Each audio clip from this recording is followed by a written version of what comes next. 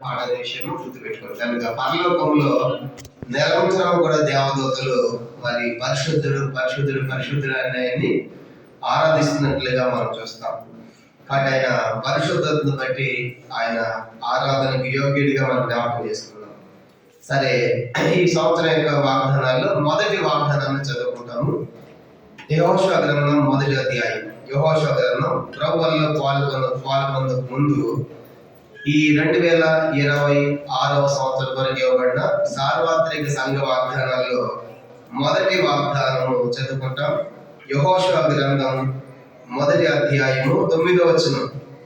యెహోషువ గ్రంథం మొదటి అధ్యాయము 9వ వచనము అందరం కలిసి చదువుకుంటాం. చదవండి.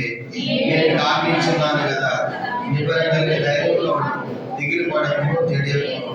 నీవు నడిచి మార్గం అంతట్లో నీ దేవుని యెహోవా నీకు తోడై ఉండును. ప్రార్థన. పరలోకమందున్న మా తండ్రి, పరిశుద్ధ దేవ, మీ స్తోత్రాలు మరోసారి నీ పాదాలు పట్టుకుంటాం. నీ బలిలోకి పాల్గొన పూర్వం దైవ మా తండ్రి చదివిన వాక్య భాగం నీవు నడిచి మార్గం అంతట్లో నీ దేవుని యెహోవా నీకు తోడై ఉండును. తను ఎలా నడిపిస్తావు అనే సంగతి చూడబోతుండగా యెహోషువను ఎలాగూ తండ్రి నడిపిస్తున్నావు, ధైర్యపరుస్తున్నావు తండ్రి. మీరు జ్ఞాపకం చేసిన పరిశుద్ధ లేఖనాలకై స్తోత్రాలు. మీరే ఈ యొక్క వాక్యాన్ని దీవించి మా అందరి కావాల్సిన అనుగ్రహించి మహిమ పొందుతాం.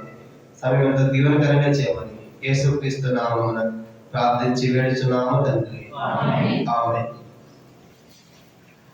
పిల్లలు చదువుకున్నటువంటి సందర్భంలో ఈ మొదటి వాగ్దానం చూసినప్పుడు మోషే చనిపోయాడు. మోషే చనిపోయిన తర్వాత దేవుడు యెహోషువను ముందు తీసుకొస్తున్నాడు. కనుక మోషే స్థానంలో యెహోషువను నిలబెట్టాలని దేవుని యొక్క సంకల్పం. అందుకే మొదటి వచనము యెహోవా సేవకుడైన మోషే మృతి నొందిన తరువాత. కనుక అప్పటిదాకా మోషే నాయకుడు, అటు మోషే చనిపోయాడు. అసలు మోషే చనిపోకముందే దేవుడు మోషేకి చెప్పాడు, మోషే నువ్వు యెహోషువను సిద్ధం చెయ్యి అని చెప్పే మాటలు మనం చూస్తాం. చూడండి, ఇదే ద్వితీయోపదేశకాండము. ద్వితీయోపదేశకాండము దేవుడు మోషేకి ముందే చెప్పాడు. కనుక నువ్వు యెహోషువను సిద్ధం చెయ్యి, అతడు తీసుకొని పోతాడు వీడు. ద్వితీయోపదేశకాండం 3వ అధ్యాయం. ద్వితీయోపదేశకాండం 3వ అధ్యాయము మనం గమనించామంటే ద్వితీయోపదేశకాండం 3వ అధ్యాయము 26 నుంచి 29 దాకా. ద్వితీయోపదేశకాండం 3వ అధ్యాయము 26 వచనం చదువుకుంటున్నాం. ద్వితీయోపదేశకాండం 3:26. యెహోవా మిమ్మల్ని బట్టి నా మీద కోపపడి నా మనవి వినకపోయాను, మరి యెహోవా నాతో ఇట్లేదు, చాలు, ఇక ఈ సంగతుల గురించి నాతో మాట్లాడవద్దు. నీ యోర్దానును దాటకూడదు, కానీ నువ్వు పిస్గా కొండ ఎక్కి బంధులెత్తి పడమటి వైపును, ఉత్తర వైపును, దక్షిణ వైపును, తూర్పు వైపును తేరి చూడము. యెహోషువకు ఆజ్ఞయించి అతన్ని ధైర్యపరిచి దృఢపరచును. అతడు ఈ ప్రజలను వెంట పెట్టుకొని నది దాటి ఈ చూడబో దేశంలో వారిని స్వాధీనపరచుకుని చేయను. చాలని గమనించమంటే మోషే మాట్లాడుతున్నాడు, మోషే ప్రార్థన చేస్తున్నాడు. ఆ ముందు వచనాల్లో కూడా దేవా ఆ ప్రదేశం వెళ్ళాలని. కనుక అప్పుడు దేవుడు అంటాడు, మోషే ఇక దాని గురించి మాట్లాడు, చాలు, కనుక ఇక్కడ దాకా తీసుకొచ్చే చాలు, ఇక నుంచి ఈ సంగతుల గురించి నాతో మాట్లాడవద్దు. కనుక ఇప్పుడేం చేయాలి? నువ్వు 27 నువ్వు యోర్దాను దాటకూడదు. కనుక యోర్దాను దాటవు, కానీ పిస్గా కొండ ఎక్కువ 4 వైపులో చూడు, ఉత్తరము, తూర్పు, పడమర, దక్షిణం 4 వైపులో కందులెత్తి చూడు. తర్వాత ఆ ప్రదేశం, ఆ కనాన్ దేశాన్ని నువ్వు వెళ్ళు అక్కడికి. కనుక యోర్దాను యువతల్ని పిస్గా కొండ మీద చనిపోతావు. అయితే ఇప్పుడు మరి ఈ ప్రజల సంగతి ఏంటి అనుకుంటున్నావా? 28 యెహోషువకు ఆజ్ఞయించి అతన్ని ధైర్యపరిచి దృఢపరచు, అతడు ఈ ప్రజలను వెంట పెట్టుకొని ఆ దేశాన్ని స్వాధీనపరుస్తాడు అని దేవుడు మోషేకి చెప్తున్నాడు. నిజంగా అప్పుడు దాకా మోషే ఎంత గొప్ప నాయకుడు, లక్షల మంది నడిపించినాడు కదా. లక్షల మంది నడిపించిన మోషేకి కనానులో పోయేటువంటి అవకాశం లేకపోయింది. అందుకే అన్నాడు 26 మోషే మిమ్మును బట్టి యెహోవా నా మీద కోపడ్డాడు. ఎందుకు? వాళ్ళు తిట్టాడు. కనుక ఏమన్నాడు? 106వ కీర్తన ఏమన్నాడంట? తన పెదవులతో కాని మాట పలికినందున. 106వ కీర్తన 32వ వచనం. 6వ కీర్తన మనం గమనించండి 33, 106, 33. ఎట్లనగా వారు అతని ఆత్మీయ తిరుగుబాటు చేయగా అతను తన పెదవులతో కాని మాట పలికెను. కాని మాట ఏమన్నాడు? ద్రోహులారా అన్నాడు. ఏమన్నాడంట? ద్రోహులారా. అంటే నువ్వెవరు ద్రోహులారంట? నా ప్రజల దేవుడు రివర్స్ అయ్యాడు. ఒక్కొక్క దేవుడు కనుక నా ప్రజలు ద్రోహులారంట అని మనకు ఇప్పుడు అదే మిమ్మల్ని బట్టి నా మీద కోపడ్డాడు, కానీ నా ఆత్మ తిరుగుబాటు చేశాడు. నేను కూడా మనుషులుగా తట్టుకోలేక ద్రోహులను ముందు, కానీ నాకు అవకాశం పోయింది. ఆ కణాలు కూడా వెళ్ళలేకపోతున్నాను. నేను ఏమవుతుందంటే అది పండగకి మాత్రమే చూడాలి. కానీ ఇప్పుడు యెహోషువను ధైర్యపరచు అంటే ఇప్పుడు యెహోషువ లక్షల మంది ఉన్నారు. లక్షల మందిలో దేవుడు యెహోషువను కోరుకున్నట్లుగా మనకు కనబడుతుంది. ఎంతమంది ఉన్నారు కానీ యెహోషువ కూడా మనం చూసినప్పుడు ఐగుప్తులోంచి బయలుదేరి వచ్చినప్పుడు యెహోషువ ఉంటాడు. నిర్గమకాండం 17వ అధ్యాయంలోనే అమాలేకీయులతో యుద్ధం చేసినప్పుడు ఎవరున్నారు? యెహోషువ ఉంటాడు. అంటే ఐగుప్తులో దాసులుగా పుట్టాడు. ఐగుప్తులో ఉన్నప్పుడే పుట్టాడు యెహోషువ. నిర్గమకాండం 17 వచ్చినప్పటికీ మోషే చెప్పినట్టుగా యుద్ధం చేస్తాడు. కానీ ఇప్పుడు యెహోషువ యవన కాలం నుండి మోషేను అనుసరించాడు. కానీ మోషే దగ్గర పరిచారకుడిగా కనుక సేవకుడిగా దాసుడిగా ఉన్నాడు. ఇప్పుడు మోషే తర్వాత మోషే యొక్క స్థానాన్ని తీసుకోవడం అంటే యెహోషువకి ఎంత గొప్ప ఆధిక్యత.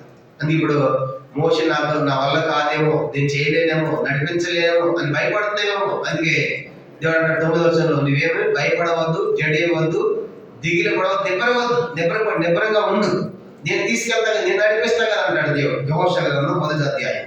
అని యెహోషువకు దేవుడు ఎన్నో రకాల వాగ్దానాలు ఇచ్చి అతను ధైర్యపరుస్తున్నాడు. చూడండి, సుమారుగా ఒక 7 వాగ్దానాలు ఇచ్చినట్టుగా మనం చెప్పాం. మనం పుస్తకాలు చూసాము. ఆ విధంగా కొద్ది హడావడం నేను ముగించాను. ఒకసారి ఆ వాగ్దానాలు జ్ఞాపకం చేసుకున్నాం. యెహోషువకు ఇచ్చిన వాగ్దానాలు చూడండి, ఎట్లాంటి అద్భుతమైన వాగ్దానాలు ఇచ్చి ధైర్యపరుస్తున్నాయంటే యెహోషువ గ్రంథం 1వ అధ్యాయం 3వ వచనం. యెహోషువ 1:3. నేను మోషేతో చెప్పినట్లు మీరు అడుగుపెట్టే ప్రతి స్థలమును లిఖించుచున్నాను. మోషే, నువ్వు అడుగుపెట్టే స్థలం అంతా నీకు ఇస్తా. ఆ వాగ్దానం నువ్వు ఎక్కడ అడుగు పెడతావో అది నేను నీకు ఇస్తా, ధైర్యంగా ఉండు. ఇంకేమంటాడు? 5వ వచనం 1:5. నీవు బ్రతుకు దినములు అన్నిటిలో ఏ మనుష్యుడు ఎదుట నిలవలేకుండా. 2వ వాగ్దానం కదా, యెహోషువ నీ ముందు ఏ మనుషుడు నిలవలేకుండా చేస్తాను. 2వ వాగ్దానం. 3వది 5వ వచనం, నేను మోషేకు తోడంటే నీకు కూడా తోడే ఉంటాను. కానీ మోషేకి ఎంత తోడుగా ఉన్నాను, నీకు కూడా తోడుగా ఉంటాను. కాబట్టి నువ్వు అడిగిపెట్టే ప్రతి స్థలము నీకు ఇస్తాను. నీ ముందు ఏ మనుషులు నిలబడకుండా చేస్తాను. 3వదిగా నేను మోషేకు తోడంటే నీకు కూడా తోడే ఉంటాను. 4వది 6వ వచనం, నిన్ను విడువను, ఇది ఎడబాయను, కాబట్టి నేను నీతో ఉంటాను అని 4వ మాట మనం చూస్తాం. ఇంకా ఏమంటాడు అని చూసినప్పుడు ఇంకా ఇచ్చే వాగ్దానాలు 3వ అధ్యాయము యెహోషువ గ్రంథం 3వ అధ్యాయం 7వ వచనం. యెహోషువ గ్రంథం 3వ అధ్యాయం 7వ వచనం, నిన్ను గొప్ప చేయ మొదలు పెట్టేదను. 7వ వచనం, అప్పుడు యెహోషువ తిట్లను, నేను మోషేకు తోడైన నీకు తోడైదనని ఇశ్రాయేలందరూ ఎడుగునట్లు నేడు వారి బంధువులను నేను గొప్ప చేయ. కాబట్టి 5వ మాట, యెహోషువ నేను నిన్ను గొప్ప చేస్తాను, ఇశ్రాయేలందరి ముందు గొప్ప చేస్తాను. మొదటిది, నడుపెట్టే స్థలం అంతా నీకు ఇస్తాను. 2వది, నీ ముందు ఏ మనుషులు నిలబడకుండా చేస్తాను. 3వదిగా మోషేకు తోడ నీకు కూడా తోడుగా ఉంటాను. 4వది, నీ విడువను, నేను ఎడబాయను అంటాడు. 5వ మాట, నేను నిన్ను గొప్ప చేస్తాను. 6వ మాట ఇంకేమన్నాడు? 4వ అధ్యాయం 14వ వచనం. యెహోషువ గ్రంథం 4:14. ఆ దినమున యెహోవా ఇశ్రాయేలందరినీ యెహోషువను గొప్ప చేసిన కనుక వారు మోషేను గౌరవపరిచినట్లు అతని ప్రతి దినములన్నిటిని అతని గౌరవపరిచిరి. కాబట్టి 6వ మాట చూసినప్పుడు మోషేను ఎట్లా గౌరవించారో యెహోషువను కూడా అలా గౌరవించాలి. అంత గొప్ప ఆధిక్యత యెహోషువకి ఇచ్చాడు. కారణం ఏంటంటే యెహోషువ యవన కాలంలోనే దేవుని సేవలో ఉండి, మోషే దగ్గర పరిచారకుడిగా ఉండి, ఎంతో దీనుడిగా ఉండి, ఎన్నో ఆత్మీయమైన సంగతులు యెహోషువ ఎదిగిన వాడు ఉంటాడు. అందుకే అట్లాంటి వాడు దేవుడు పెట్టాడు. ఇట్లాంటి వాడు కావాలని దేవుడు ముందే దేవుని యొక్క సంకల్పంలో ముందే యెహోషువ ఉన్నట్టు మనకు అర్థమవుతుంది. అందుకే యెహోషువను ఇప్పుడు చూసినప్పుడు మోషేను ఎట్లా గౌరవించారో మోషేను గౌరవించినట్లుగా యెహోషువను గౌరవించేది చేశాడు. ఇది 6వ మాట. 7వ వాగ్దానం ఏమన్నాడు? 6వ అధ్యాయము యెహోషువ గ్రంథం 6వ అధ్యాయము 27వ వచనం చదువుకున్నాం. 6:27. యెహోవా యెహోషువకు తోడైన కనుక అతని కీర్తి దేశమంతటను. కాబట్టి దేవుడు తోడుగా ఉంటే దేశం అంతటా వెళ్తుంది. కనుక దేవుడు మనతో ఉంటే దేవుడు ఉన్నతమైన స్థలం తీసుకెళ్తాడు. దేశం అంతటికి యెహోషువ పరిచయం. ఎంతో చెప్పాను కదా, మనోడు చెప్పాను, దేశం అంతటి ఒక వ్యక్తి పరిచయం ఉంటాడు. ఎవరైనా ప్రధాని, మీ దేశ ప్రధాని ఎవరంటే చిన్న పిల్లవాడనే చెప్తాడు ప్రధాని పేరు. ఎందుకు? దేశం అంతటికి ఆయన నోటెడ్. చూసారు, ఇప్పుడు యెహోషువ కీర్తి కూడా దేశం అంతటి పోయిందంటే దేశం అంతటికి ఎవరు తెలుసు? యెహోషువ తెలుసు. నిజంగా ఎంత గొప్ప ఆధిక్యత, ఎంత ఉన్నతమైన స్థానము యెహోషువకు రావడం కారణం ఏంటంటే ఆయన చేసిన పని. నిర్గమాకాండం 33వ అధ్యాయం, నిర్గమాకాండం 33వ అధ్యాయము మనం చూసినప్పుడు యెహోషువలో చాలా గొప్ప లక్షణాలు ఉన్నాయి. ఒకటి చూద్దాం. నిర్గమాకాండం 33వ అధ్యాయం 11వ వచనం. నిర్గమాకాండం 33:11 చదువుకుంటాం. మనుష్యుడు తన స్నేహితులతో మాట్లాడినట్లు యెహోవా మోషేతో ముఖాముఖిగా మాట్లాడుతున్నాను. తర్వాత అతని పాలెంలో తిరిగి వచ్చాను. అతని పరిచారకుడు నూనుకు మాడని యెహోషువ అతను యవనస్తుడు గుడారం నుండి వెలుపలికి రాలేదు. గమనించామంటే మోషే దేవునితో మనుషులతో ముఖాముఖిగా మాట్లాడుతున్నాడంట. తర్వాత అతని పాలెంలో వస్తా పోతా ఉన్నాడు. అతని పరిచారకుడు, మోషే పరిచారకుడు నూనుకు మాడే యెహోషువ అని యవనస్తుడు గుడారంలో నుండి వెలుపలికి రాలేదు. యవన కాలంలోనే గుడార అనుభవాన్ని కలిగి ఉన్నాడు. యవన కాలంలోనే పరిచర్య చేశాడు. ఎవరు? యెహోషువ. ఎవరికంట? మోషే. యవన కాలంలోనే దేవుడు చూశాడు. కాబట్టి యవన కాలంలోనే అతను చేసిన పరిచర్య. మోషే పరిచర్య చేయడం అంటే బహుశా మోషే బట్టలు ఉతికాడేమో, మోషే కావాల్సిన పదార్థాలు వండి పెట్టాడేమో, ఎక్సెట్రా ఏమేమి కావాలో అవన్నీ కూడా చేయాలి కనుక. ఎందుకంటే ట్రైనింగ్లు సేవలు మేము చేసాం కాబట్టి కనుక పరిచర్య అంటే ఏదో చాపలేని మైకులు పెట్టడం కానీ పాటలు ఇవే కాదు. ఇవి పరిచర్య అనుకుంటాం, ఇవి కూడా పరిచర్య. అయితే ఇంకా దీనికంటే ప్రాముఖ్యమైన పరిచర్య ఏంటంటే దైవ సేవకులకు, దైవ జనులకు, ప్రవక్తలకు చేయడం ఎంత గొప్ప ఆధిక్యత. అందుకే మోషే యవన కాలంలోనే మోషే దగ్గర ఉన్నాడు. మోషే దినచర్య అంతా చూస్తా ఉన్నాడు. అతను గుడారం వెలుపలికి రాలేదు కనుక. అంటే యవన కాలంలోనే తన పరిచర్య చేయడానికి పూనుకున్నవాడిగా యెహోషువ మనకు కనబడతాడు. అందుకే ఇప్పుడు మోషే తర్వాత మోషే స్థానం ఇవ్వాలంటే నిజంగా ఇది ఎంత గొప్ప ఆధిక్యత కనుక. అలాంటిది యెహోషువ దక్కడానికి కారణము అది తాను తగ్గించుకొని చిన్న వయసులోనే మోషే దగ్గర పరిచర్య చేసిన వాడిగా మనం చూస్తా ఉన్నాం కనుక. నిజంగా ఈ ధ్యానం చేసినప్పుడు మేము కూడా తిమోతి దగ్గర దాదాపు 6 సంవత్సరాలు ఉన్నాం. మేము నల్గొండ పోయిన ఆయా ప్రాంతాల పైన మా ముందుగా టక్కన తిమోతి దగ్గర ఉన్నాం కదా కనుక. ఎంత ఘనతో, ఎంత గౌరవిస్తారు, ఎంత ప్రేమిస్తారు. కారణం ఏంటి?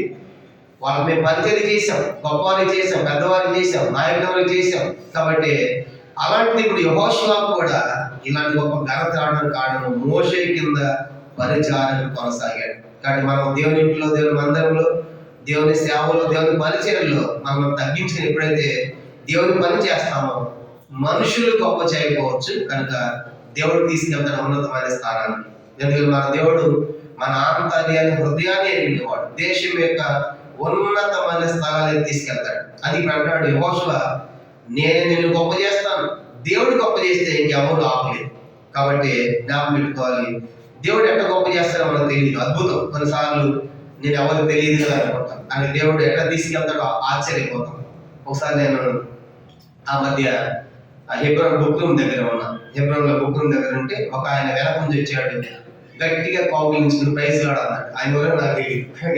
ప్రైజ్ లాడాలి ఎవరంటే నేను సింగపూర్లో ఉంటాను అన్నాడు. నా పేరు సుబ్రహ్మణ్యం, సింగపూర్లో ఉంటాను. నేనంటే తెలుసు మీకంటే మీ యూట్యూబ్లో పంపించే వాక్యం ప్రతిరోజు నేను చూస్తున్నాను అన్న, మీకోసం ప్రార్థన చేస్తున్నాను, మీరు ఒకరోజు సింగపూర్ రావాలి అన్నాడు. అక్కడంట పక్కన హైదరాబాద్ పక్కన ఊరి కాదు. అర్థమైందా? నేను సన్నైపోయి మనకు తెలియదు కనుక దేవుని యొక్క కార్యక్రమం అంటే మన సంగతి చెప్పాను కదా. ఏజీ కాలనీలో నేను బైబిల్ స్టడీ చెప్తే ఆ బైబిల్ స్టడీ అమెరికాలో ఉన్న వాళ్ళు చూశారు. అమెరికాలో ఉన్న వాళ్ళు రెగ్యులర్గా ఈ ఫాలో అవుతారండి బైబిల్ స్టడీ. అది వాళ్ళు ఏం చేశారంటే బెంగళూరులో ఉన్నటువంటి వాళ్ళ బంధువులు ఫోన్ చేశారు, అన్న పలానా అన్న ఏజీ కాలనీ బైబిల్ స్టడీ తీసుకుంటున్నారు, అన్న మీ దగ్గర కూడా పిలిపించుకోండి. ఆ క్రిస్మస్ మూమెంట్లో నాకు ఫోన్ చేశారు. ఒకరోజు మీటింగ్ లో ఉంటే ఫోన్ ఎత్తి ఎక్కడ నుంచి బెంగళూరు పలానా యెహోవా నిస్సీ అనే ప్రార్థన మందిరం, అక్కడ మేము సంఘ పెద్దలం అన్నాడు. వాళ్ళు నాకు తెలియదు కనుక ఏం మాట్లాడారంటే మీ నెంబర్ మా మా బంధువులు ఇచ్చారు అమెరికా నుంచి అన్నారు. కనుక ఎవరంటే పలానా ప్లేస్ అని చెప్పారు. ఏంటంటే అర్థం ఏమన్నారంటే వాళ్ళు, మీరు అక్కడ బైక్ స్టడీకి వెళ్తున్నారంట, మీ వీడియోలన్నీ మాకు షేర్ చేశారు, అవన్నీ మేము చూసామన్నారు. బెంగళూరు మీరు మీటింగ్స్ మా దగ్గరికి తప్పనిసరిగా రావాలి అన్నారు. అప్పుడు నేను అన్నాను, ఇప్పుడు బిజీగా ఉంది, క్రిస్మస్ తర్వాత చూద్దామని అన్నారు. అంటే దేవుడు మనం ఎట్లా తీసుకెళ్తాడో మనకు తెలియదు. కాబట్టి దేవుని యొక్క సంఘాల వల్ల ఎంత గొప్ప, ఆయన పని నమ్మకంగా చేసినప్పుడు, యథార్థంగా చేసినప్పుడు కనుక ఎంతో మంది నేను హెబ్రోన్లో ఉన్నప్పుడు ఇంకెంతకాలం ఉంటావు చిన్న సంఘం అంటారు. కనుక ఇంకెంతకాలం ఉంటావు కనుక ఆ పేద సంఘం అంటారు. నేను చెప్పాను అది పేద సంఘం కాదు, ప్రేమ గల సంఘం అని చెప్పాను.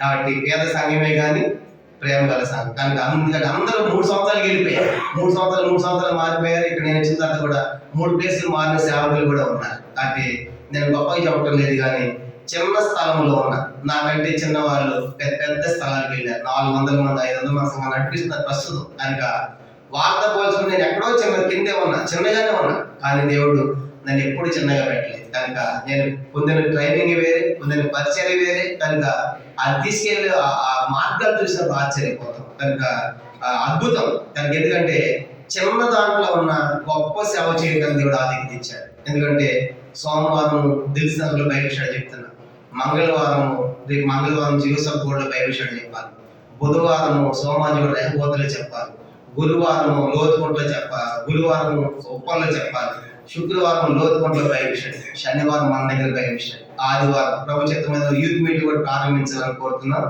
భవిష్యత్తులో. ఇక్కడ ఇట్లా ఒక ఆయన ఉన్నాడు, నీకున్న బైబిల్ స్టడీ ఎవరికి లేవయ్యా.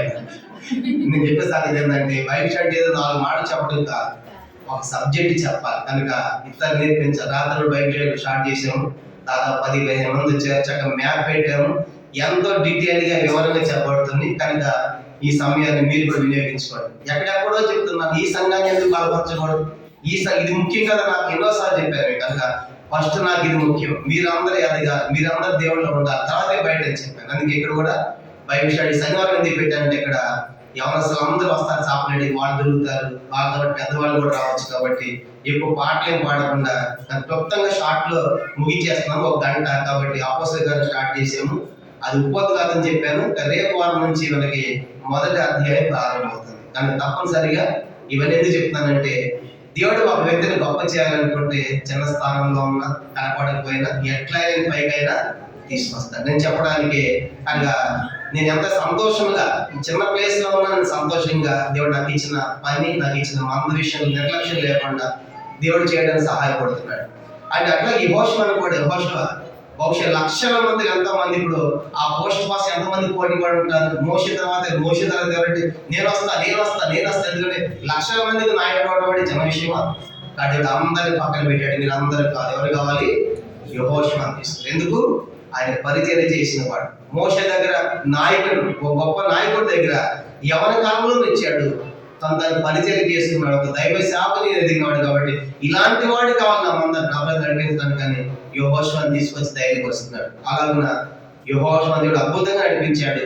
యెహోషువ ఇశ్రాయేలు ప్రజలను కనానులో తీసుకెళ్లాడు, భూభాగాలు పంచిపెట్టాడు, ధర్మశాస్త్రాన్ని తీసుకెళ్లాడు.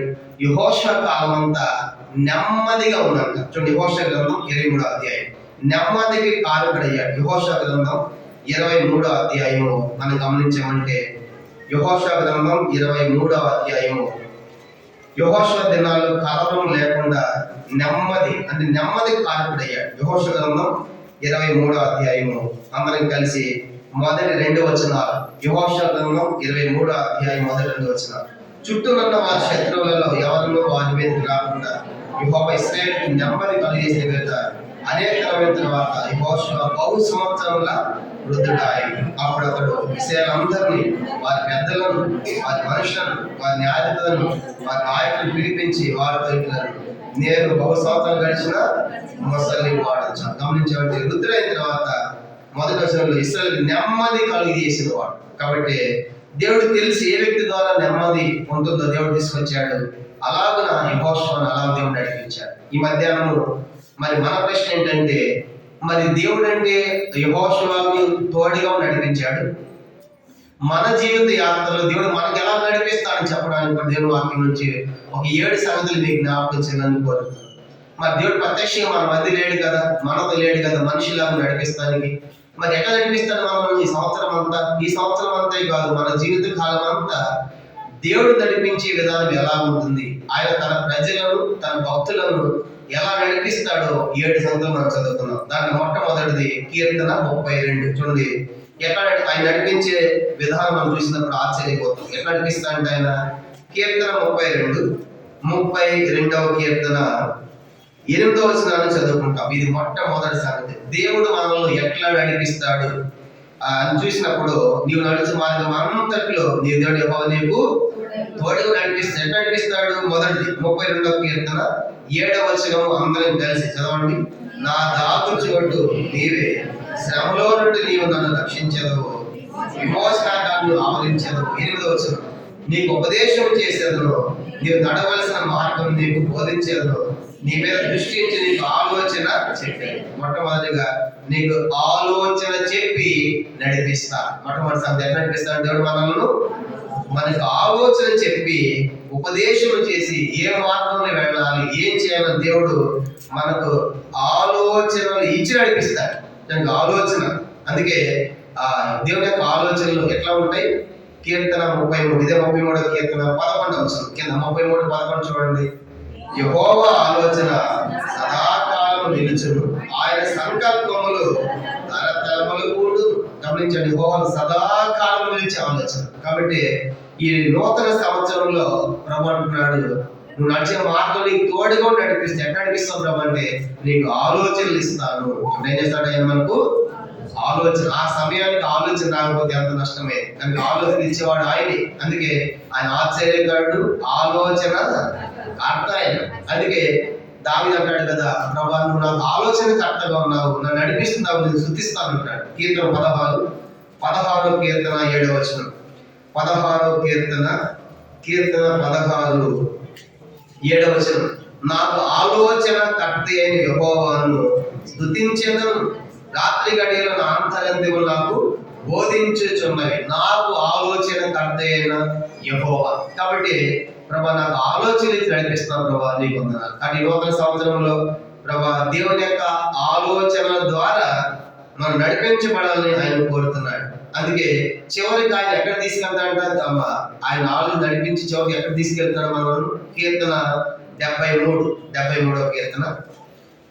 దావీదు స్తుతించాడు కదా ఆలోచన నడిపిస్తున్నందుకు. కానీ చివరికి దావీదు అంటాడు, ఆయన మనం నడిపించి చివరికి ఆయన మహిమలో చేరుస్తున్నాడు, మహిమలో చేర్చబడేంత వరకు కూడా. కీర్తన 73:24 వచనం. కీర్తన 73:24 వచనం. నీ ఆలోచన చేత నన్ను నడిపించేదవు, తర్వాత మహిమలో నీవు నన్ను చేర్చుకున్నావు. ఈ లోకమంత కాలము తన ఆలోచనలు ఇచ్చి మనం నడిపించి చివరికి ఎక్కడ చేస్తాడంటే ఆయన మహిమలో చేర్చబడేంత వరకు కూడా. కాబట్టి నువ్వు నడిచే మార్గం అంతట్లో నీకు తోడుగా ఎక్కడ నడిపించాలని కోరుతున్నాడంటే, నీకు ఆలోచనలు ఇచ్చేవారు. మనకు ఆలోచనలు ఇచ్చి ఆయన ఆలోచన ద్వారా మనల్ని నడిపిస్తాడు. అందుకే మనము ఆయన ఆలోచన కోసం ఏం చేయాలి?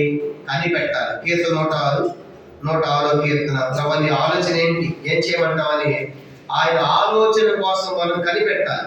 106వ కీర్తన 16వ వచనం. 106వ కీర్తన 13వ వచనం. 106:13. ఆయనను ఆయన కార్యం వెంటనే మర్చిపోయింది, ఆయన ఆలోచన కొరకు కనిపెట్టుకొనకపోయింది. కనుక దేవుని కాలం చూశారు కానీ నెక్స్ట్ ఏం చేస్తారు దేవుని ఆలోచించలేదంట, కనిపెట్టడం లేదు. కనుక వెంటనే మర్చిపోయారు. దేవుని కాలం మనం మర్చిపోకూడదు, వాటిని జ్ఞాపకం చేసుకుంటూ ఆయన ఆలోచన కోసం మనము కనిపెట్టాలి. ఆయన మనకు ఆలోచన కర్త, నడిపించేవాడు. కాబట్టి ఈ నూతన సంవత్సరంలో మొదటి సంగతి ప్రభా నేను నీ ఆలోచనల చేత నేను నడిపించబడాలి. మనుషుల ఆలోచనలు కాదు, కనుక మనుషుల ఆలోచనకు అర్థమైన అంటాడు. కాబట్టి మనం నేను దేవుని ఆలోచన చేత నడిపించబడాలనేది మొదటి తీర్మానం ఉండాలి. ఇది మొదటి సంగతి. రెండోది ఎట్లా నడిపిస్తాడు ఆయన? రెండో సంగతి మళ్ళీ ఎట్లా నడిపిస్తాడు? రెండోది నిర్గమాకాండం 33వ అధ్యాయం. నిర్గమాకాండం 33వ అధ్యాయము 14వ వచనం. మొదటిది తన ఆలోచన చేత నడిపించాలని కోరుతున్నాడు. రెండో సంగతి మనం చూసినప్పుడు నిర్గమాకాండం 33:14.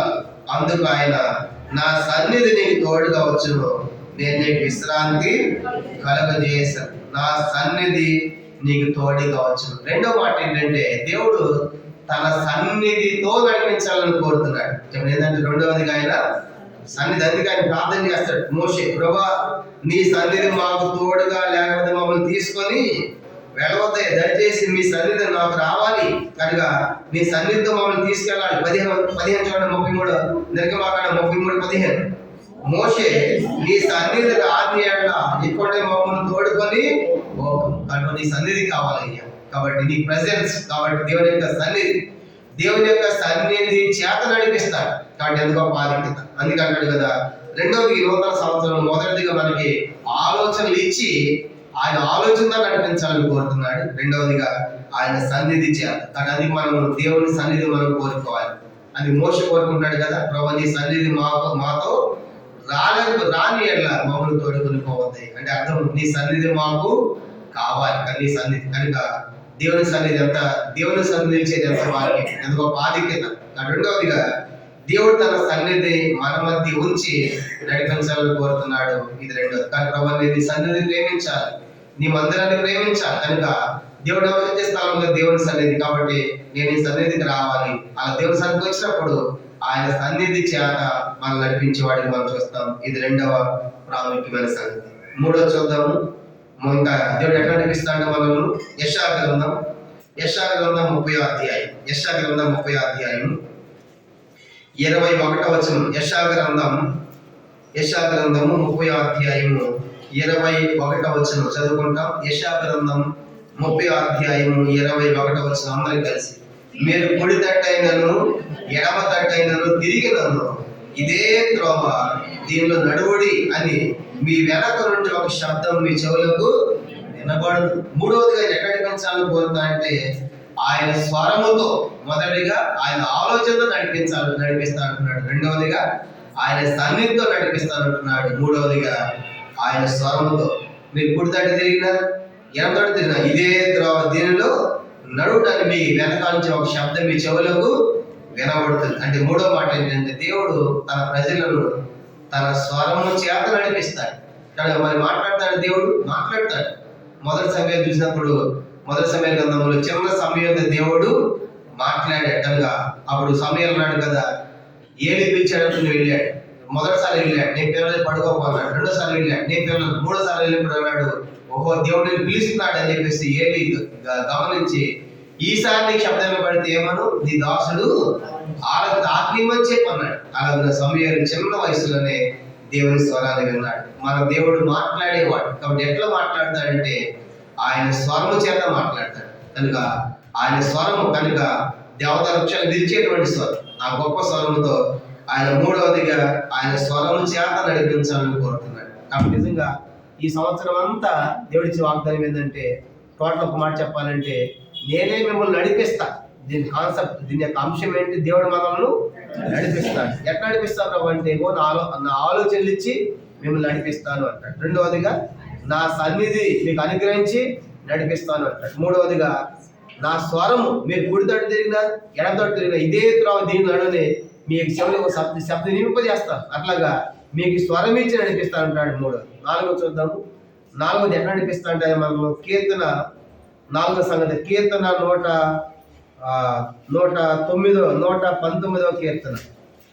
కీర్తన 119 4వ మాట చూద్దాము. కీర్తన 119 అందరం కలిసి 105వ వచనం. 119వ కీర్తన 105వ వచనం మనం అందరం చదువుదాం. 119 105. నీ వాక్యము నా పాదములకు దీపమును, నా త్రోవకు వెలుగునై ఉన్నది. కాబట్టి 4వ సంగతి చూసాం, దేవుడు తన వాక్యము చేత నడిపిస్తాడు. కనుక నీ వాక్యం నా పాదం దీపం, నా త్రోవకు వెలుగు. కనుక నీ వాక్యము చేత నేను నడవాలి. కాబట్టి నిజంగా దేవుడు తన వాక్యము చేత మనల్ని నడిపించేవాడిగా మనం చూస్తాం. దేవుని యొక్క వాక్యం, దేవుని యొక్క చదువుతున్నప్పుడు ఏమి చేయాలో, ఏం చేయకూడదో, ఎటు వెళ్ళాలో, ఎటు వెళ్ళకూడదో ఎన్నోసార్లు మనకు దేవుని వాక్యం చేత కూడా మనతో మాట్లాడతాడు. దేవుడు మాట్లాడే విధాలు చాలా ఉంటాయి. కొన్నిసార్లు పరిస్థితులు తీసుకొచ్చి ఆ పరిస్థితి ద్వారా మాట్లాడతాడు, కొన్నిసార్లు ప్రవక్త ద్వారా మాట్లాడతాడు, కొన్నిసార్లు దేవుని యొక్క వాక్యం చేత మాట్లాడతాడు, కొన్నిసార్లు ఆయన స్వరము చేత మాట్లాడతాడు. ఇలాగ దేవుడు మాట్లాడే విధాలు చాలా ఉన్నాయి. కనుక అయితే అది ఎట్లా మాట్లాడుతుందో మనకు తెలియదు. ఇక్కడ అంటాడు కదా, దేవుని యొక్క వాక్యం మన పాదములకు అది దీపం, మన త్రోవ కంట వెలుగు. అనగా దేవుని యొక్క వాక్యం చేత మనం నడిపించాలని కోరుతున్నాడు. అందుకే ఈ వాక్యాన్ని మనం చదవాలి. కానీ నూతన సంవత్సరం ప్రారంభమైంది కదా, ప్రతి ఒక్కళ్ళు కూడా ఇప్పటిదాకా బైబిల్ చదవకపోతే ఆది కాండం ప్రారంభించండి. కానీ రోజుకు 2 అధ్యాయాలు చదవండి. కానీ రోజుకు 2 అధ్యాయాలు, ఆదివారం 5 అధ్యాయాలు చదివారనుకోండి, సంవత్సరానికి ఒకసారి బైబిల్ మనము పూర్తి చేయవచ్చు. కనుక రోజు 2 అధ్యాయాలు, ఆదివారం మాత్రము 5 అధ్యాయాలు చదవండి. అలాగా సంవత్సరానికి ఒకసారి మనం బైబిల్ పూర్తి చేయవచ్చు. కాబట్టి ఎందుకంటే ఈ దేవుని యొక్క వాక్యము విలువైనది. కనుక విలువైనది దేవుని యొక్క వాక్యం అంటే దేవుని యొక్క మాటే. అందుకే మనం ఏం చేయాలి, తప్పనిసరిగా నేను తీసుకోవాలి. ప్రారంభించని యవనస్తులు ముఖ్యంగా, ఎందుకంటే చాలా మంది ఆరాధన చేయట్లేదు. అసలు కొంతమంది బైబిల్ చదువుతారో కూడా లేదా, బైబిల్ చదువుతారో కూడా అది ఆ డౌటే చాలా మందికి కదా. ఇవన్నీ ఆలోచించినప్పుడు యవన కాలంలో యెహోషువలాగా దేవుడిని దీవించాలంటే యవన కాలం చిన్న వయసులోనే మోషే దగ్గర ఎట్లా తనిపేదని మనం చూస్తూ ఉన్నాం. కానీ ఇంత లక్షల మందిని నడిపించడం అంటే యెహోషువకు చిన్న విషయమేం కాదు, పెద్ద సవాలే. కనుక ఎందుకంటే వాళ్ళు సామాన్యులు కాదు, ఇశ్రాయేలు ప్రజలు. మోషేని ఏడిపించిన వారు, మోషేని కనాన్లో పోకుండా చేసింది కూడా ఇండైరెక్ట్గా వీళ్ళు ఇశ్రాయేలు ప్రజలు. ఇట్లాంటి వాళ్ళు మధ్య సేవ చేయడం అంటే ఎంత సవాల్తో కూడింది. అలాంటి పరిస్థితులు అన్నీ కూడా మరి యెహోషువకు తెలుసు. కనుక యెహోషువకు తెలుసు అయినప్పటికీ కూడా, అందుకే యెహోషువ నువ్వు భయపడవద్దు, నువ్వు జడియవద్దు, ధైర్యంగా ఉండేటువంటి మాటలు యెహోషువ చెప్పడానికి కారణం ఏంటంటే ఈ సంగతులన్నీ చూశాడు కాబట్టి యెహోషువ అంత ఈజీగా లేదు. నేను సేవకు వచ్చే దినాల్లో నేను సేవకు తీర్మానం చేసుకున్న తర్వాత, నేను సేవకు రాకముందే వాక్యం చెప్పడానికి వెళ్ళేవాడిని. నేను డిగ్రీ చదువుతున్నప్పుడే ఆయా స్థలానికి వెళ్ళి వాక్యం చెప్తా ఉండేవాడిని. నేను పూర్తి సేవకు ఎప్పుడైతే వస్తున్నానో అప్పుడు మా అమ్మ ఒప్పుకోవాలి. కనుక పూర్తి సేవ కంటే ఒప్పుకోవాలి. ఎందుకంటే అప్పటికే సంఘాల్లో పట్లాట్లు కనుక గడబడు. ఇప్పుడు 2000 సంవత్సరం, కనుక 2000 సంవత్సరం క్రితమే. కనుక అవన్నీ స్వయంగా చూసిన తర్వాత మా ప్రాంతంలో ఒక దైవ సేవకు సేవ చేస్తూ ఉంటే ఆయన మీదకి ఒక ఆయన గుణపు పెట్టాడు కొడతానికి.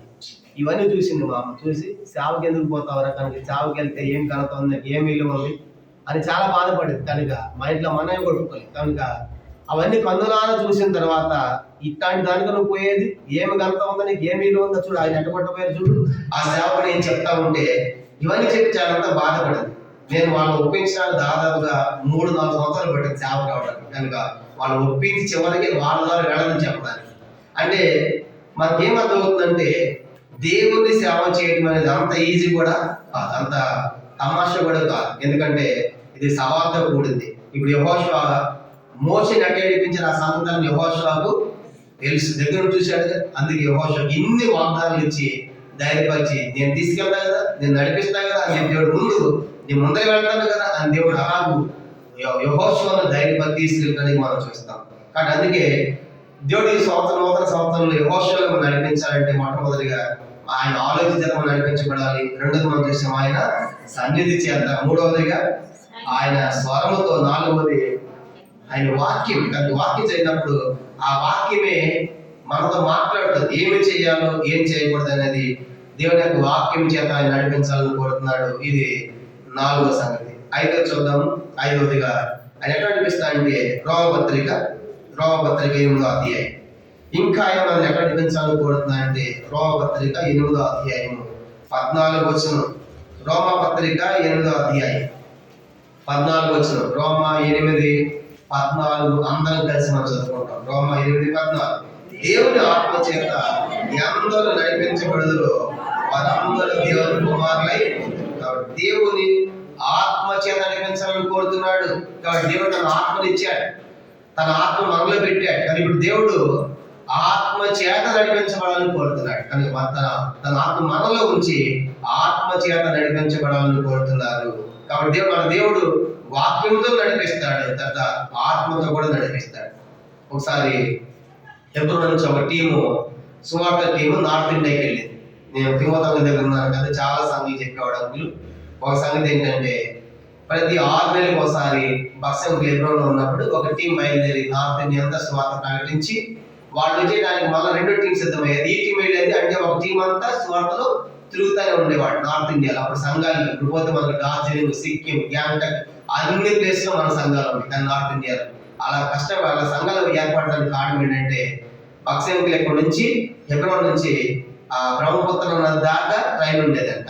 అక్కడ దాకా ట్రైన్ భోగి బుక్ చేసుకుని డంపలు, చాటలు, సామాన్ అన్ని వేసుకుని అక్కడ దిగి అక్కడ నదిలో సామాన్ షిఫ్ట్ చేసుకుని అక్కడ నుంచి మళ్ళా ట్రైన్ ఎక్కి అట్లా వెళ్ళేవాడు. దానికి ఒక బ్రిడ్జి లేదు కనుక అక్కడ బ్రహ్మపుత్ర నది మీద అట్లా కష్టపడి ఇక్కడి నుంచి తీసుకొని పోయి సేవ చేశారు. ఇప్పుడు డార్జిలింగ్ వెస్ట్ బెంగాల్ సంఘం, గ్యాంగ్టాక్ సంఘం, సిక్కింలో సంఘం, నేను ఆ 3 సంఘాలు ఏడ్చాయి కానీ పంటల మీదే ఇప్పుడు ఆ సంఘాలన్నీ ఏర్పడ్డాయి. అట్లా నార్త్ ఇండియాలో సేవ జరుగుతూ ఉంటుంది. ఆ జరుగుతున్న దినాల్లో ఒక టీం హెబ్రోన్ నుంచి వెళ్ళింది, వాళ్ళు నార్త్ ఇండియాలో సేవలో ఉన్నారు. అప్పుడు వాళ్ళు ఒక ప్రాంతానికి వాళ్ళు మాట ఇచ్చారు, రేపు దినం నది దాటి మేము అద్దరికి వస్తున్నాం, అక్కడ స్వార్థ ప్రకటిస్తామని.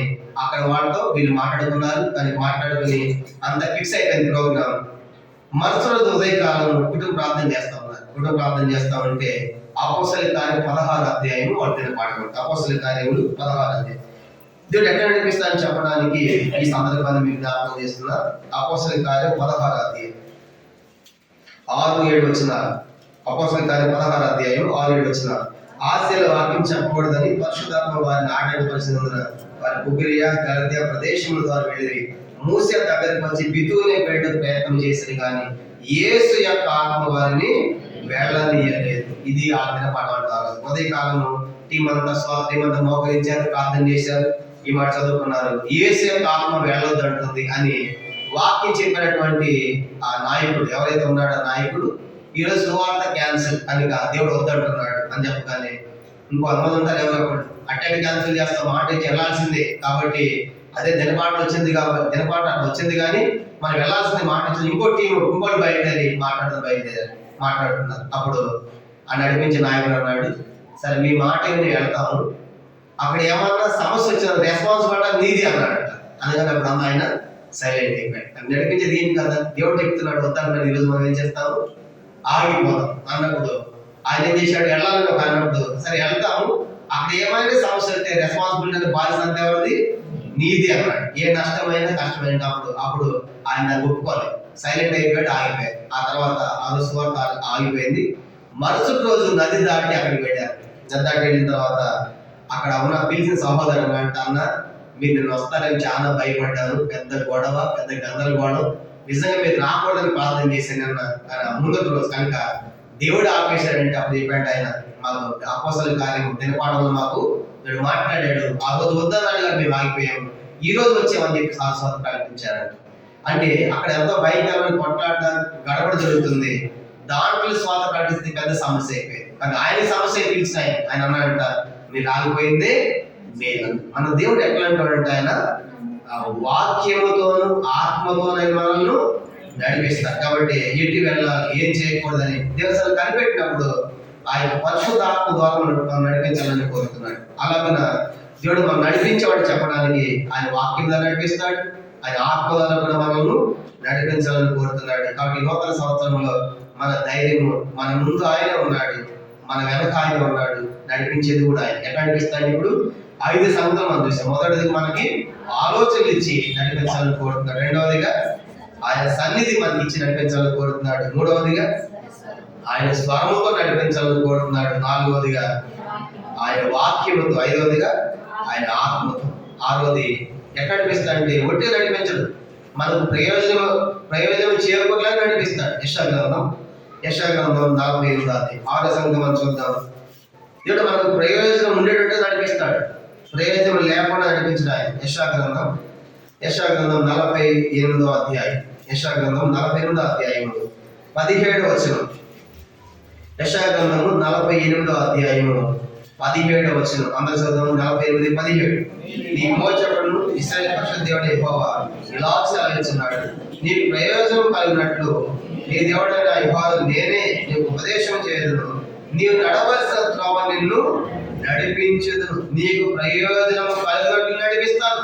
అంటే ప్రయోజనం ఉండేట్టుగా, మేలు ఉండేటట్టుగా, కీడు కాదు కనుక మేలు ఉండేటట్టుగానే నేను నడిపిస్తాను, ప్రయోజనం నడిపిస్తాను. కానీ మన దేవుడు ఎట్లాంటి వాడు అంటే ఆరోదిగా ఆయన మనకు ప్రయోజనం, ఉపకారం, మేలు చేసి నడిపించాలని ఆయన కోరుతున్నాడు. కాబట్టి ఈ దేవుడు ఎంత గొప్పవాడు అని ఒకసారి నార్త్ ఇండియాలో స్వార్థ టీం ఉన్నప్పుడు తిమోతమల్లి కూడా ఆ టీంలో ఉన్నాడు. అప్పుడు ఓఎం డైరెక్టర్ జార్జ్ వర్ గారని ఆయన చాలా టీమ్స్ ట్రక్కులు ఉన్నాయి, స్వార్థ ట్రక్కులు. ఆ ట్రక్కులే బస్సు గారు కూడా వాడేవాళ్ళు. ఆ ట్రక్కులు స్వార్థకు వెళ్ళేవాడు. ట్రక్కులు వేసుకుని ట్రక్కుల మీద బైబిల్స్ కరపత్రులు పెట్టుకున్నారు. నార్త్ ఇండియా స్వార్థ ప్రకటిస్తూ ఉంటే ఒక టీం వచ్చింది. వాళ్ళు అడ్డుకుని ఆ ట్రక్ అంతా ఓపెన్ చేశారు. ఆ బైబిల్ అన్ని చించేస్తున్నారు, కరపత్రులు బయటపడేస్తున్నారు, రాళ్ళతో కొడుతున్నారు. కనుక లోపల సేవకులు రాళ్ళు వేస్తున్నారు. అప్పుడు మొత్తం వేస్తున్నారు, రాళ్ళు వేస్తా ఉంటే రాళ్ళు పడతాయని మొత్తానికి ఆ డోర్లు వేసుకున్నారు. డోర్లు వేసేసుకుని లోపల వెళ్ళిపోయారు. లోపల అంటే ఆ వ్యాన్ వెళ్ళిపోయింది. బైబిల్ అని చించేశారు. బైబిల్లో ఒక పేపర్ మాత్రం లోపల పడతారు. ఏ లోపల? ట్రక్ లోపల డోర్ వేసుకుని లోపల పడిపోయింది. అప్పుడు ఆ పేపర్ ఏంటంటే యెషయా గ్రంథము 26వ అధ్యాయం. ఈ పేపర్ పడిందంటే లోపల యెషయా గ్రంథము 26వ అధ్యాయము 21వ వచనం. వాళ్ళ బైబిల్ చించేసిన తర్వాత బైబిల్ ఈ ఒక్క పేపర్ వాళ్ళకి కనపడిందంటే ఆయన తిమోతమల్లి చేతికి వచ్చింది. అప్పుడు ఆయన ఈ చదివాడు. యెషయా గ్రంథం 26వ అధ్యాయము 21వ వచనం చదవండి. 26. నీ వెళ్ళి నీ అంతఃపురంలో ప్రవేశించుము, నీ వెళ్ళి నీ తలుపులు వేసుకును, ఒక్కరు తీర్పు కొంచెం సేపు అక్కడి నుంచి వెళ్ళిపోయి మీరు మీ అంతఃపురానికి వెళ్ళిపోండి. కనుక ఈ ఉగ్రత ఉన్న దేవుడు ఆ ఒక్క పేజీ ద్వారా, ఆ ఒక్క పేజీ లోపల ఉంది, ఆ ఒక్క వాక్యం ద్వారా మాట్లాడితే అప్పుడు వెళ్ళిపోయారు. తనకు వెళ్ళిపోయి ఆ రోజు వార్తలు చేశారు. మన దేవుడు మనకి వాక్యము ద్వారా నడిపిస్తాడు, ఆత్మ ద్వారా నడిపిస్తాడు. ఉన్న కీడున్నప్పుడు కూడా దాన్ని తప్పించి మనకు ప్రయోజనము కలిగినట్లుగా మనం నడిపిస్తాడు. కాబట్టి నూతన సంవత్సరంలో అలాగే మనం ఆశించాలి. ప్రభావ నన్ను ప్రయోజనం నడిపిస్తానంటున్నావు, అలాగే నేను చేయవు, అలాగే నేను జీవించాలి, నీ ప్రయోజనాన్ని పొందినట్లుగా అలాగే నేను జీవించాలని మన తీర్మానం ఉండాలి. ఇది 6వ ప్రాముఖ్యమైన సంగతి. 7వది ఆకారం చూసి మనం ముగిద్దాం. 7వ దేవుడు మనం ఎక్కడ నడిపిస్తాడు? 7వదిగా ఇర్మియా గ్రంథం 31వ అధ్యాయం. ఇర్మియా గ్రంథం 31వ అధ్యాయం 9వ వచనాన్ని అందరం చదువుకుంటాం. ఇర్మియా గ్రంథం 31వ అధ్యాయం. ఇర్మియా గ్రంథం 31వ అధ్యాయం 9వ వచనం చదువుకుని మనం ముగిస్తాం. 31:9 చదవండి. వారు ఏడ్చి వచ్చారు, వారిని ప్రార్థించుచుండగా నేను వారిని నడిపించుదును, వారి తొట్టెల కొట్టి సరిగ్గా బాటను నీళ్ల కాలువలందు వారిని నడిపించును. నేను ఇశ్రాయేలు తండ్రిని కాడ, ఎఫ్రాయిము నా జ్యేష్ఠ కుమారుడు కాడ. ఎఫ్రాయిము అంటే 10 గోత్రాలు ఇశ్రాయేలు ప్రజలే. ఇశ్రాయేలు విషయం అంటాడు కదా, వారు ఏడ్చుచు వచ్చినప్పుడు నన్ను ప్రార్థించుచుండగా నేను వారిని నడిపించుదు. కాబట్టి ఎట్లా నడిపిస్తాంటే ఆయన మనల్ని ప్రార్థన ద్వారా. కానీ అందుకే మనం ప్రార్థన చేయాలి. నూతన సంవత్సరంలో నువ్వు ప్రార్థన చేసినప్పుడు ప్రార్థనలో నడిపిస్తాను వాగ్దానం ఇచ్చావు ప్రభు. కాబట్టి నేను ప్రార్థించేవాడుగా ప్రార్థించాలని సిద్ధపరచు. అందుకే మనం ప్రతి కోడికి ప్రతి దానికి ముందు ప్రార్థన. ఎందుకంటే ఆయనే నడిపించాలి. అది ఏ కార్యక్రమం, ఏ సేవ అయినా సరే దేవుడు మనం నడిపించిన నిమిత్తం ప్రార్థన చేయాలి. కానీ దేవుడు మనల్ని ఈ నూతన సంవత్సరంలో మనం ప్రార్థన చేస్తే తప్పనిసరిగా మనం నడిపించాలని కోరుతున్నాడు. మనం చేసే ప్రార్థనలో మనకు తోడుగా ఉంటాయి. కీర్తన 42వ కీర్తన. మనం చేసే ప్రార్థనలో మనకు తోడుగా ఉంటాయి. అందుకే ప్రార్థన కూడికి రావాలి, సంఘ ప్రార్థన ఉండాలి. 42వ కీర్తన చదువుకుంటాం. 8వ వచనం. 42వ కీర్తన 8వ వచనం అందరం కలిసి. ఆయనను పగటి వేళ యెహోవా తన కృపగా ఆజ్ఞాపించును, రాత్రి వేళ ఆయన కూర్చున్న కీర్తనయు నా జీవదాతైన దేవుని కూర్చున్న ప్రార్థనయు నాకు తోడుగా. అటు ప్రార్థన మనకు తోడుగా ఉంటుంది. కాబట్టి అందుకే మనం ప్రార్థించాలి. ప్రార్థన అనేది మనకి ఒక ఫెన్సింగ్ లాంటిది, మన చుట్టూ కూడా ఒక ప్రాకారం లాంటిది. కనుక ఆ ప్రార్థన మనకు తోడుగా ఉంటుంది. అందుకే యోగు ప్రతి ఉదయం చేశాడు, తన బిడ్డల విషయమై దహనములు అర్పించాడు. కనుక అంటే అది ప్రార్థన. కాబట్టి తల్లిదండ్రుల యొక్క ప్రార్థన, పిల్లల కొరకు. అందుకే విలాప 2వ అధ్యాయంలో కూడా విలాపవాక్యం 2:19 అంటాడు కదా, నువ్వు లేచి రేయి మొదటి జామున నీ పసిపిల్లలకు నీ చేతులు దేవుని తట్టు ఎత్తు అంటాడు. కాబట్టి మనము 7వదిగా దేవుడు ఎవరు ప్రార్థిస్తారో వాళ్ళు నడిపిస్తాడు. ప్రార్థన జవాబు ఇచ్చి వాళ్ళు నడిపిస్తాడు. కాబట్టి ఈ నూతన సంవత్సరంలో నేను అధికంగా ప్రార్థన చేయాలి. ప్రతి ప్రార్థన కొడుకులో నేను ఉండి నీ దీవెన పొందాలని మనము తీర్మానం చేసుకోవాలి. కాబట్టి నీవు నడిచిన మార్గం అంతటిలో నీ దేవుడి హోలీ తోడే నడిపిస్తాను. మొట్టమొదటిగా ఆయన ఆలోచనలు నడిపిస్తాడు. రెండవదిగా ఆయన సన్నిధి మనకు అనుగ్రహించి నడిపిస్తాడు. మూడవదిగా ఆయన స్వరముతో నడిపిస్తాడు. నాలుగవదిగా ఆయన వాక్యముతో నడిపిస్తాడు. ఐదవదిగా ఆయన ఆత్మతో నడిపిస్తాడు. ఆరవదిగా ప్రయోజనం కలిగేట్టుగా ప్రతి కీడు తప్పించి ప్రయోజనంతో నడిపిస్తాడు. ఏడవదిగా ప్రార్థన ద్వారా నడిపిస్తాడు. అలాగ యెహోషువ నడిపించే కాలంలో ప్రవేశపెట్టిన దేవుడు మనల్ని కూడా మన మరణ పర్యంతము మధ్యాకాశం వచ్చేంత వరకు కూడా నడిపించబడి మనము కూడా తర్వాత మహిమలో చేర్చబడినట్లుగా దేవుడు అలాగూ ప్రభు చేత నడిపించకూడదును గాక. ప్రభు యొక్క వాక్యాన్ని దీవించును గాక. ఆమేన్. మోకరించండి, ప్రార్థన చేసుకుంటాం. ఈ వాక్య వెలుగులో మన జీవితాన్ని సఫలం చేసుకుంటాం. యెహోషువ నడిపించిన దేవుడు ఎన్నో పరిస్థితులు ఉన్నప్పటికీ కూడా వాటి అన్నింటిలో యెహోషువ నడిపించాడు.